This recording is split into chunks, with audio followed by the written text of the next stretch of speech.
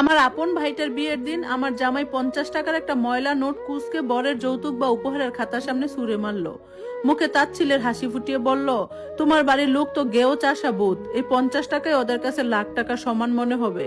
আর শোনো, ওই 10,000 টাকা আলাদা করে রেখেও, আমার বোনের বিয়েতে দিতে হবে। ও তো দেশের সবচেয়ে বড় কমিউনিটি সেন্টারে দুমদাম করে বিয়ে করছে।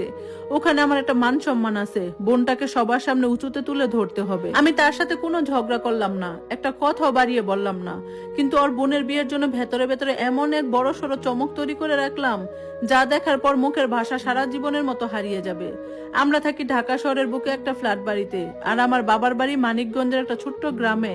প্রাইভেট কারে গেলে 1-1.5 ঘন্টার বেশি সময় লাগার কথা নয়, কিন্তু বিয়ের পরে দীর্ঘ 5টা বছরে আমার জামাই আরিয়ান মাত্র একবারে আমাদের গ্রামে পা রেখেছিল, সেটা আমার নিজের বিয়ের দিন। তারপর আর কোনোদিন সে ভুল করেও অমুখও হয়। ঈদ, উৎসব, কোনো আত্মীয়ের জানাজা কিংবা পারিবারিক অনুষ্ঠান, সবকিছুতে ওর কাছে একটা না একটা তৈরি করা বাহানা থাকতই। এইবার আমার একমাত্র ছোট ভাই আবিরের বিয়ে। আজ থেকে 6 মাস আগে থেকেই ওর পেছনে লেগেছিলাম, অনবরত ওর কানের কাছে বলতে বলতে শেষমেশ ও দয়া করে রাজি হলো। তবে এই রাজি হওয়ার পেছনে ছিল এক গাদা শর্ত।